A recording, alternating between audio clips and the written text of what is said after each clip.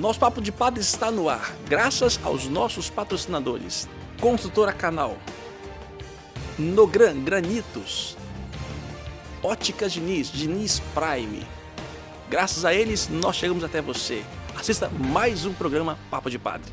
Evangelho segundo Mateus, capítulo 5. Vós ouvistes o que foi dito aos antigos: não matarás. Quem matar será condenado pelo tribunal.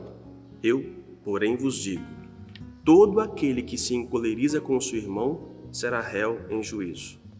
Quem disser ao seu irmão patife será condenado pelo tribunal. Quem chamar o irmão de tolo será condenado ao fogo do inferno.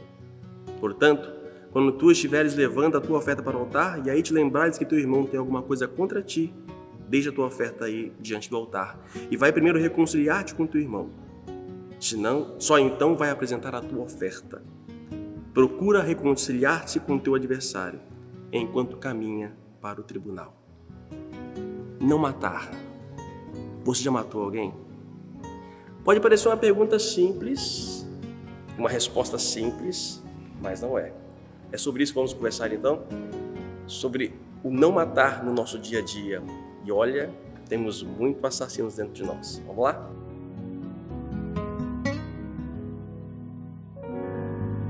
Para falar sobre esse assunto, convidamos aqui para Denilson Antônio Schmidt, paróquia em Vitória, na paróquia de Jardim da Penha, Francisco de Assis. Tem um mestrado em bioética, né, em Roma, e é muito denso que vamos conversar e falar. Eu já matei alguém. Já matou alguém, padre? Creio que sim. Se levar ao pé da letra, no sentido legislador de Jesus Cristo, eu acredito que sim, tenha assassinado alguém. É muito comum, não sei se com o senhor, no confessionário, as pessoas chegam e falam: ah, padre, não tem muito pecado, não matei ninguém, acontece isso, não roubei, não matei e tal. É aquela ideia de matar, de realmente tirar a vida própria, biológica do ser humano, mas Jesus amplia isso, amplia. O Antigo Testamento, né? O primeiro legislador foi Moisés, né? Subiu o Monte Horebe e trouxe as tábuas da lei. Mas o verdadeiro legislador é Jesus, né? Por isso, o eu, porém, vos digo, para nós é realmente uma mudança na forma de pensar. Então, eu acredito que muitas pessoas, quando vão para o confessionário e fazem assim, elas estão ainda seguindo Moisés e não Jesus, né? Jesus, ele nos dá uma forma toda nova, né, de interpretarmos os mandamentos. E até mesmo a palavra mandamento, né? As pessoas olham como se fosse algo negativo, impositivo, autoritário. Na verdade, são conselhos de um pai que ama, né? E é muito forte hoje no protestantismo pentecostal a presença, o foco no Antigo Testamento. As promessas, todas as situações próprias do Antigo, né? Ainda o Antigo é muito presente, não que não seja tem que desprezar, mas Jesus traz realmente algo diferenciado. Toda a revelação ela está em Jesus, né? Então o Novo Testamento, o Antigo Testamento, eles se encontram em Jesus, né? Mas é claro que se nós ficarmos com os olhares apenas para o Antigo Testamento, a gente pode cair, especialmente na questão dos mandamentos, nessa dimensão literal. Eu nunca matei ninguém. Mas quando Jesus diz, todo aquele que se encoleriza, então se nós olharmos esta palavra, né, a cólera, nós vamos dizer ressentimento, mágoa, ódio, desejo de vingança, desonestidade, infidelidade, tudo isso seriam, na verdade, formas, né, interpretativas, segundo o que Jesus nos ensina, de matar. Então, traríamos dentro de nós realmente desejos e até ações assassinas. A gente vê uma sociedade cada vez mais impaciente, mais rivais, justiceira, vingativa, violenta, da ideia de que nós, evangelizadores, estamos fraquejando ou errando na medida. Eu acho que além disso, tem a nossa própria fraqueza pessoal, né? Eu sou extremamente impaciente no trânsito. Eu tenho que me conter. Eu até já pensei assim, colocar um volante com um terço, assim, sabe? Para eu pudesse ir rezando o terço com as mãos, mas músicas, né? Tento colocar músicas para que me apaciente, mas é difícil. Na vida a gente tem que andar em paz, andar com tranquilidade, mas tem que andar. Mas tem que andar, né, amigo? Senão abriu aí, qual é? Vai ficar em semana até que horas aí? Poxa, meu filho, qual é? Deus abençoe, mas vambora. Tá tudo bem aí, padre? Tá, meu filho, é só um irmãozinho que resolveu parar aqui e não andar mais. É uma ovelha empacada que não acompanha o rebanho. Ô, querido, vamos andar, acompanha aí, pô. Segura na mão de Deus e vai. E o trânsito, para mim, é um dos grandes assassinos. O cara entrou abruptamente na minha frente, né? E aí, Ave Maria, Ave Maria. Aquela cólera sobe, né? E, é claro, alguém que dirige, né? De forma desgovernada, né, em alta velocidade, ele está colocando a vida dele em risco. Ele está sendo um assassino de si, enquanto suicida, né, enquanto aquele que coloca em risco a sua vida, que é preciosa aos olhos de Deus, como a vida dos outros. Então eu posso estar matando da forma como eu estou dirigindo, né, da forma como eu estou tratando, lidando com as pessoas. Mas uma coisa interessante, pode. Você fala assim, a cólera veio, né? Os sentimentos, a raiva, isso não sublinha, ela existe. A questão é o que eu faço com esse sentimento. Se eu dou vazão ou não. Se eu alimento esse aí, ou se não... Eu até brinco com os coroquianos, né? Rezo Maria, rezo um Pai Nosso, rezo um Deus Pai, ouço uma música, respiro fundo e aí eu tento acalmar aquilo que está dentro da gente. Percebo que tem um homem velho dentro de mim, né? Tem um homem que precisa ser educado, evangelizado. Então, nesse sentido do evangelizar os outros, passa também por um evangelizar a si mesmo, né? Então, olho para esta realidade dos mandamentos e depois tento bater no meu peito, né? Eu fiz isso, né? Infelizmente, eu acabei assassinando, né, de alguma forma, né, alguém. Eu preciso me penitenciar nesse sentido. Jesus sabe nossa fraqueza. Esse é o ideal que nós queremos. Claro. Vamos dar 3 passos para trás, 1 para frente, mas ter um reconhecimento. E aí isso nos coloca, ou seja, eu não posso estar acima de alguém, né? Me sentir superior, não. Olha, somos padres, temos nossas fraquezas, de vez em quando a gente mata alguém, entendeu? Mas a gente pede perdão, reconhece a Deus, pede perdão à pessoa se chegou ao ponto de poder ferir alguém. Olha, peço desculpas da atitude toda, mas é o reconciliar, acho que o caminho é esse. E quando nós cometemos um pecado contra os mandamentos, nós cometemos um pecado mortal. Então, matar é um pecado mortal. O homicídio é um dos 3 pecados mais graves que nós podemos cometer. Então, assim, se eu sei que Jesus está me pedindo essa perfeição, esse esforçar-se para não matar, né? O mandamento diz, não matarás. Então eu tenho que me esforçar para quê? Para não guardar ressentimento, para não guardar mágoa, para não permitir que essa cólera, que esse instinto assassino dentro de mim quando eu estou dirigindo, eu preciso estar sempre me policiando. Porque dentro de mim tem um homem velho, e eu sei disso. Ele já foi domado em algumas coisas? Foi, mas ele continua dentro de mim e continua ainda com outras formas de tentar me tirar desse caminho de perfeição, de santidade. Então é um esforço contínuo, né? Um esforço que nós precisamos fazer dele cada dia, né? Uma luta para não cairmos nesta realidade destrutiva, né? Tanto para nós como para os outros. Acho que a vivência comunitária, a sua vida espiritual de oração, são formas de você tentar apaziguar os leões, as feras que existem dentro da gente. É possível? Porque as pessoas falam assim, eu nasci assim, eu sou assim. Gabriela? Milona Gabriela. Eu nasci assim, eu sou assim e tal. Eu sou fruto de um contexto social e tudo, mas ainda assim a possibilidade da conversão é para todos. Então, assim, eu sei que eu preciso ser uma pessoa mais paciente no trânsito, eu sei que eu não posso colocar a minha vida e a vida dos outros em risco, eu sei que eu não devo cultivar dentro de mim sentimentos de ódio, vingança, desonestidade, eu sei de tudo isso. E eu só vou conseguir isso a partir do momento que eu sei também que a graça de Deus está em mim. É muito significativo, Padre Anderson, a ideia de que a justiça de Deus é uma justiça restauradora. Então, assim, ele tem a intenção de nos restaurar, de nos tirar desta vida de pecado. E aí, quando a pessoa diz assim, por que Deus não me deu tal coisa? É porque aquilo não é significativo para a sua restauração. O que Deus nos concede é exatamente para que nós sejamos melhores, não piores. As pessoas ficam confusas e até mesmo brigam com Deus. Ah, por que Deus não me deu isso? Por que Deus não permitiu que eu alcançasse tal êxito? Porque aquilo não é para a sua restauração, não é para a sua salvação, não é algo que é imprescindível para você. Então, assim, o que Deus nos dá é aquilo que é imprescindível para a nossa vida, para a nossa salvação, para a nossa perfeição. Padre, acho que isso para muitas pessoas já é uma descoberta. Reconhecer que somos assassinos, Sim. né? Segundo o Evangelho. Agora, existem outras práticas muito comuns no tempo presente. Vamos atualizar, né? Já que aproveitar a sua área de conhecimento, a área da bioética. Antes de mais nada, o que é a bioética? É a ética da vida. Então, seria andar de forma ética de acordo com aquilo que a nossa vida nos pede. Então, Jesus nos traz esta ética. E segundo a bioética cristã, seria então caminhar à luz dos ensinamentos que Jesus nos deixou, iluminando de forma prática a nossa vida. Como têm sido os assassinatos? Como a sociedade hoje, as pessoas, o sistema tem matado, segundo essa prática? Devo falar? Não, acho que sim.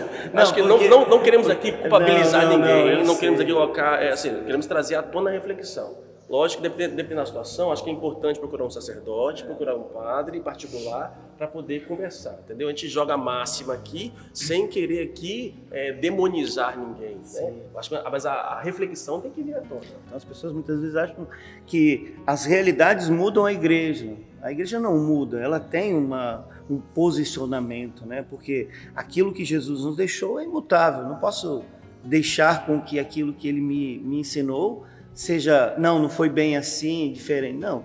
Então a igreja tem princípios, né? E quando a gente fala de bioética, a gente fala de uma ética de uma vida nascente e de uma vida que está no seu final, né? Então, assim, aborto, eutanásia, suicídio, uso de células tronco embrionárias, todas essas realidades são realidades... Inseminação artificial. A inseminação artificial seria também uma realidade mais para moral sexual, propriamente dito, mas que também, no caso, no descarte de embriões, estaria também esta realidade. Então, estas práticas, elas acabam, de certa forma, segundo aquilo que é o ensinamento da igreja, sendo práticas assassinas. Então, assim, como eu posso curar alguém se eu tenho que matar outras pessoas, né? Então nós entendemos dentro da bioética que desde o momento em que há a fecundação, ali é uma vida. Então é uma vida que deve ter a sua dignidade desde o seu momento primeiro. Então desde aquele momento até o seu fim, ela deve ser inviolável. Então qualquer coisa que se faça contra essa vida seria uma atitude assassina. Nesse caso aí, mesmo que a pessoa, por exemplo, se a mulher está grávida e descobre que a criança tem problema e pode provocar um mal a ela até a morte da mãe. Aí Anencefalia. Anencefalia, que foi aprovado pelo tribunal, né? O Supremo Tribunal. Isso só por outra doença que seja, que possa ocorrer isso da mãe. Ainda assim, a igreja permanece... Não segundo a igreja, mas de forma popular, aborto terapêutico, ele só é tolerado a partir do momento em que corre risco à vida da mãe.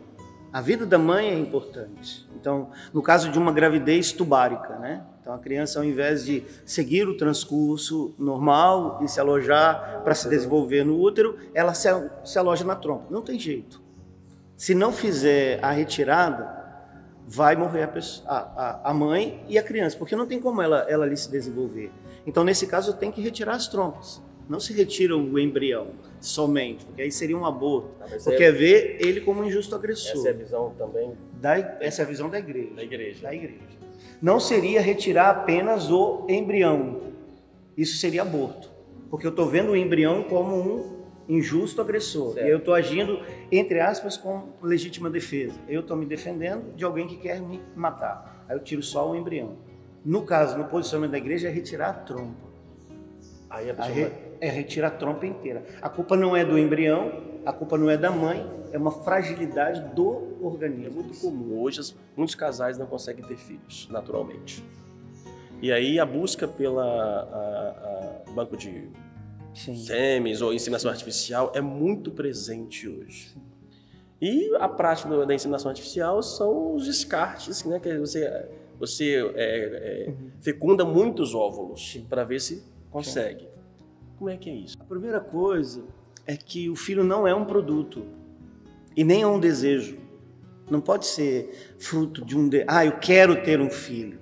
Tudo bem, mas se você vai ter um filho, aí é ele quem deve decidir.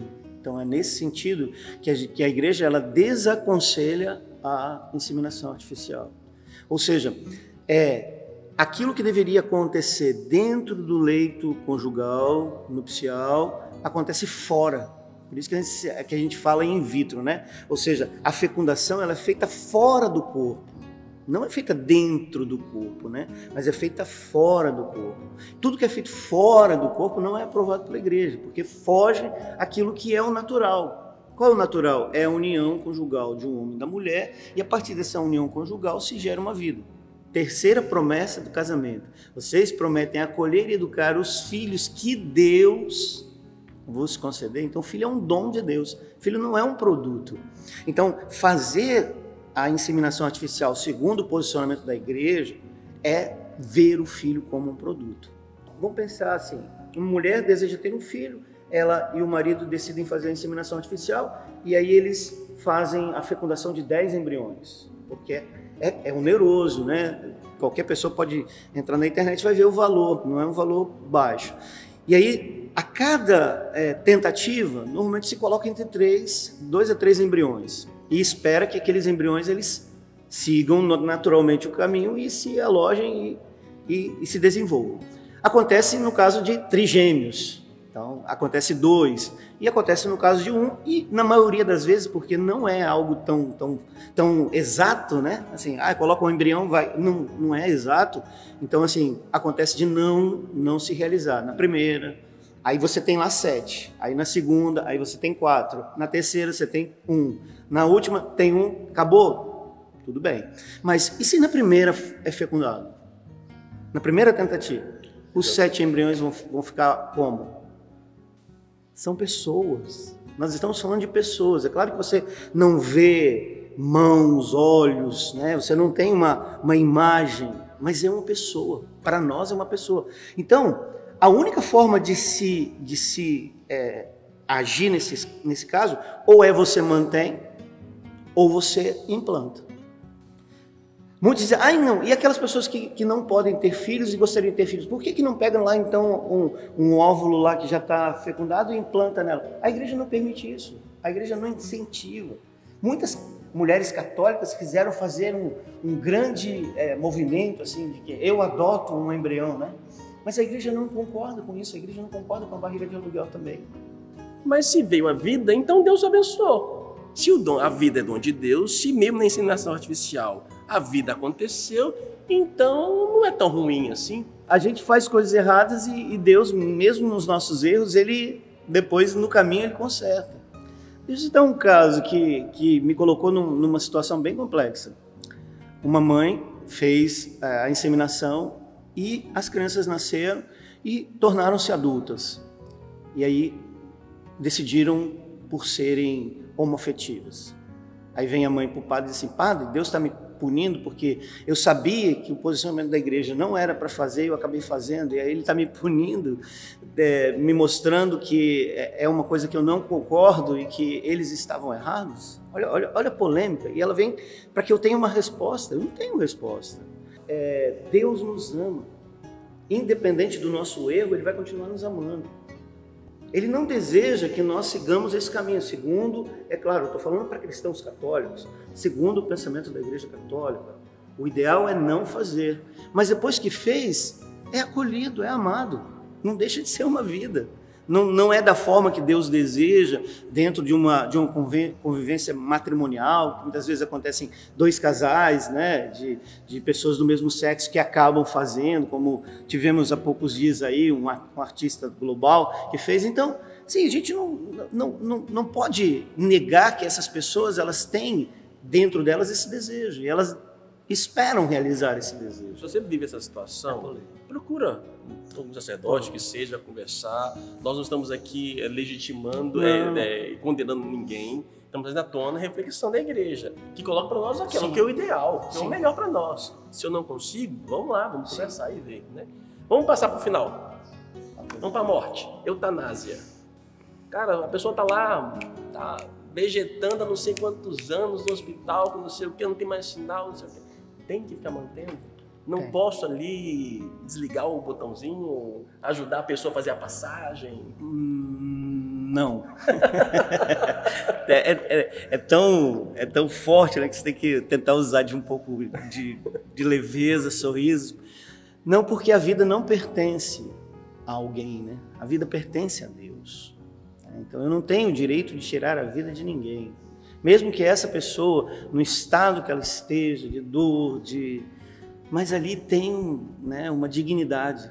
Então, assim, tirar a vida de alguém é violar aquilo que é inviolável. A vida é inviolável, é uma dignidade acima de tudo. Eu tô aqui o Papa, né, o ano retrasado, 2018, ele mudou, né, o catecismo da Igreja Católica com relação à pena de morte, né? La Iglesia siempre ha defendido la vida y su visión sobre la pena de muerte ha madurado. Por este motivo he querido que en el catecismo de la Iglesia Católica fuese modificado este punto. Por mucho tiempo se tuvo en cuenta la pena de muerte como una respuesta adecuada a la gravedad de algunos delitos y también para tutelar el bien común. Sin embargo, la dignidad de las personas no se pierde aun cuando haya cometido el peor de los crímenes.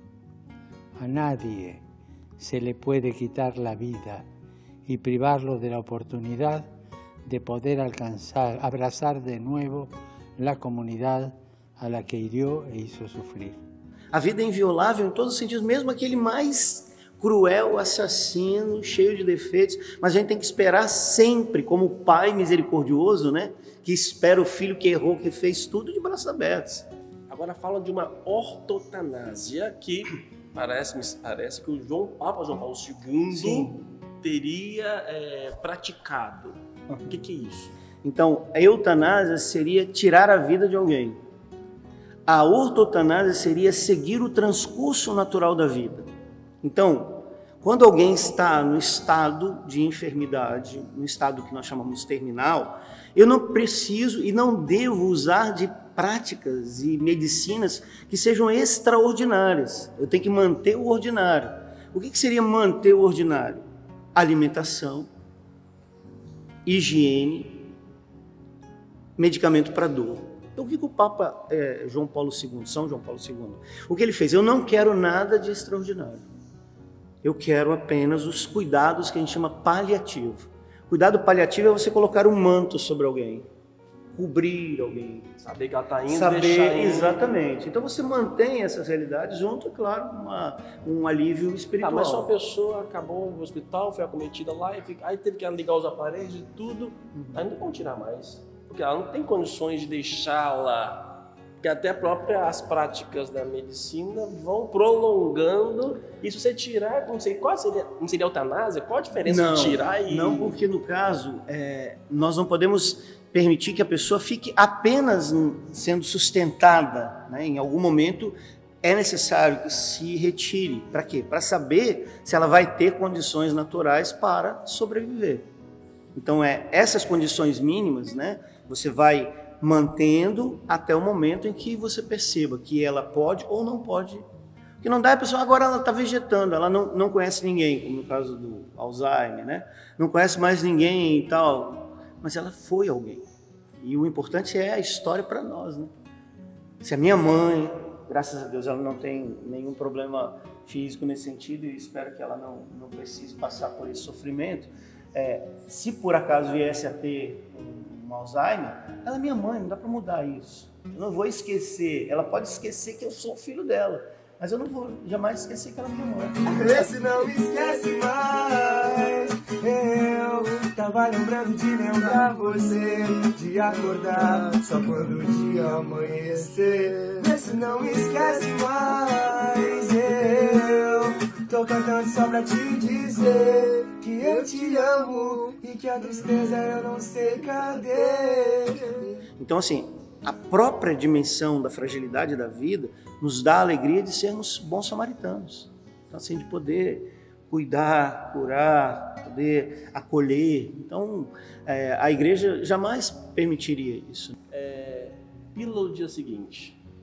Eu tive relação sexual e tal, acabou, eu acho que estou grávida, ou engravidou, fecundou, eu tomo um remédio. Será que eu estava grávida? Tomei a pílula, será que eu estava? Aí não tem jeito. Você vai viver eternamente com aqueles sentimentos. Será que eu cometi o aborto? Será que eu realmente... Por isso a igreja ela não permite, né? A própria dimensão do tomar a pílula por uma questão de estupro seria também uma reação assassina. Então, assim, eu matar alguém que tentou me matar moralmente, né? Então, assim, me usou, causou mal, me usou sexualmente, eu acabei engravidando e eu quero matar aquele porque aquele traz essa lembrança dolorosa para mim.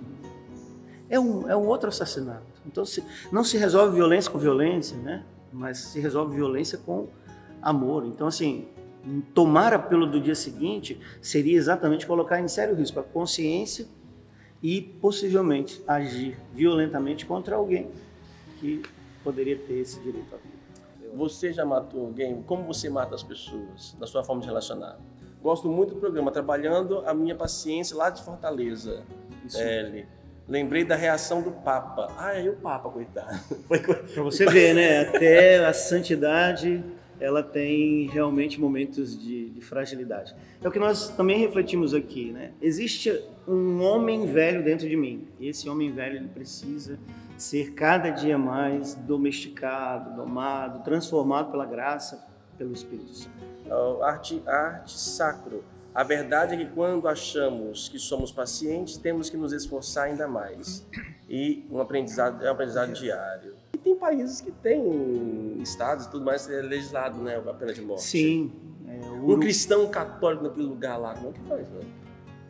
É difícil. A igreja, ela reconhece, né, que cada sistema, cada sociedade, cada país tem suas fragilidades. O nosso sistema carcerário é frágil, né? Então ele é capaz de restaurar alguém.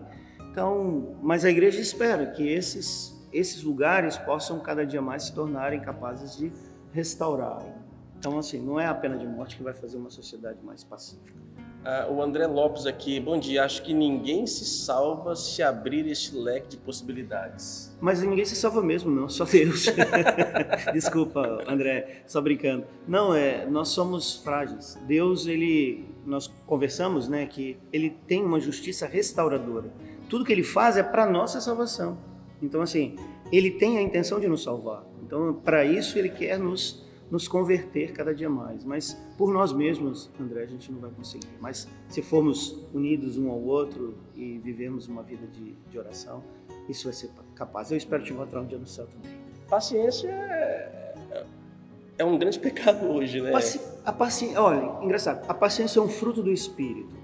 Deus não vai te dar paciência. O que Deus vai te dar? Situações para que você seja mais paciente. Então Deus me mostra que eu preciso ser mais paciente no trânsito, mas eu não aprendi ainda. Então eu preciso tomar consciência disso, que eu preciso ser mais paciente. Então Ele vai me dar situações no trânsito para que eu não me deixe vencer pela intolerância ou a cólera. Quando a igreja proclama essas coisas, não é para condenar ninguém. Ela quer nos levar à perfeição, à luz da palavra de Deus. Também nós aqui não estamos querendo isso. Se por acaso a sua situação vive algo semelhante, não carregue esse peso nas costas, não. Procure um sacerdote. Você, como católico cristão, procure um sacerdote, vai se confessar. Desde a sua impaciência, da sua língua solta, o seu gritar, a sua raiva, até práticas assim que ferem o próximo. Então, tire esse peso do seu coração, dos seus ombros, né? Procure um sacerdote, uma confissão. Muito obrigado. Tá bom? E Deus te perdoe todos os seus assassinatos. Absolvição já? Deus abençoe. Amém. Até a próxima. Valeu, povo.